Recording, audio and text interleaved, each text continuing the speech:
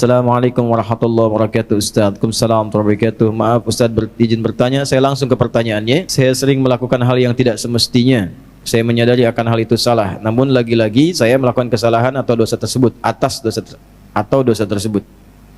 Terlebih susah dalam mengendalikan syahwat dikarenakan pengalaman buruk yang pernah saya alami di waktu sebelumnya. Apakah saya masih diberikan kesempatan untuk memperbaiki semuanya Ustaz? Quran surah keempat An-Nisa di ayat yang ke-17. A'udzubillahi minasyaitonirrajim. Bismillahirrahmanirrahim. Innamat taubatu 'ala Allahi lilladzina ya'maluna as-su'a bijahalatin tsumma yatubuna min qarib. Orang-orang yang mau kembali kepada Allah dengan taubat itu, maka lakukanlah ketika ia sadar ia salah, segera taubat, ya. Jadi taubat itu jangan ketika Anda kerjakan, misalnya terjadi lagi Anda simpulkan gak diterima. Jangan begitu. Maksudnya terus taubati sampai di titik Anda menyesali. Jangan berhenti. Ya, makanya disebutnya dengan tawab. Allahnya menerima tawab, hambanya menghadap tawab. Jamaknya tawabin. Nah, orang yang terus begitu dicintai oleh Allah. Dalilnya mana? Quran surah kedua Al-Baqarah di ayat ke-222. 222. Kan? Innallaha yuhibbut tawwabina. Innallaha yuhibbut tawwabin. Allah sangat mencintai orang-orang yang terus bertaubat. Salah, taubatin lagi. Salah, taubatin lagi. Salah, taubatin lagi. Sampai kita merasakan titik jenuh dalam bermaksiat dan kembali kepada taubat. Nah, bagaimana mendorong supaya kuat pengaruh taubatnya? Satu, kata para ulama mengatakan, ketika Anda terdorong berbuat maksiat karena dorongan syahwat itu, bayangkan saat itu diwafatkan oleh Allah. Itu cara menghentikannya. Ya, ada dorongan syahwat nih. Ya, ketika akan terfikir untuk melakukan, bayangkan, rasakan bagaimana kalau diwafatkan saat itu. Nah, itu akan menghentikan seketika. Ya, seketika itu akan berhenti. Nah, setelah itu bagaimana?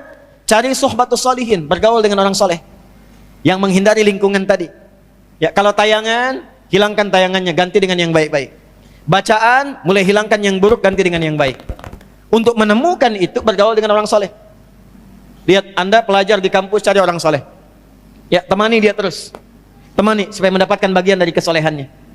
Setelah itu latihan selanjutnya yang pertama, salat. Karena salat itu kuncinya. Inna sholata tanha 'anil fahsya'i wal. Nah, syahwat itu munculnya dari fahsya. Pornografi, porno aksi, LGBT, kata-kata jorok dan lain sebagainya, itu dari syahwatnya fahsya. Pencegah utamanya adalah salat. Maka dalam sujud mohonkan khusus kepada Allah supaya bisa dibimbing, diberikan kekuatan oleh Allah untuk mengendalikan syahwatnya. Satu, taubat jangan berhenti, optimis terus. Yang kedua, rasakan kalau akan terfikir berbuat maksiat akan diwafatkan. Yang ketiga, cari teman yang soleh. Yang keempat, sholat optimalkan. Yang kelima, latihan puasa. Gitu ya. Sebab puasa itu paling efektif untuk bisa mencegah maksiat. Ya, Anda kalau syahwat sedang muncul, sedang puasa, nggak akan dilakukan. Berat untuk melakukan itu. Minimal pertama takut batal puasanya. Takut batal, kesananya lagi, itu akan terbiasa. Ya, akan terbiasa. Ya, yang biasa buka juga kalau puasa kan memang setengah-setengah dulu. Ya, kan dulu pernah saya waktu di Kalimantan ada cerita dari Sumedang, preman tobat, pensiun. Kemudian dia puasa.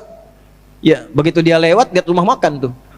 Rumah makan kok buka. Wah, jiwanya muncul lagi, datang ke situ gebrak. Pak, apa nggak tahu ini waktunya puasa? Jangan begini dong, tutup katanya. Tutup. Jangan kelihatan orang, tutup. Begitu ditutup, udah selesai, es teh manis satu, Pak. Rupanya dia cuma sanggup sampai siang. Ya alhamdulillah kan sudah mulai kan. Besoknya tambah lagi. Makanya sebelum nanti masuk Ramadan nanti kita belajar. Ya, di awal bulan ya di Tanah Kusir. Kita akan belajar salah satunya adalah latihan puasa sunnah. Itulah sebabnya nanti kenapa Sya'ban Nabi banyak puasa sunnah. Ya.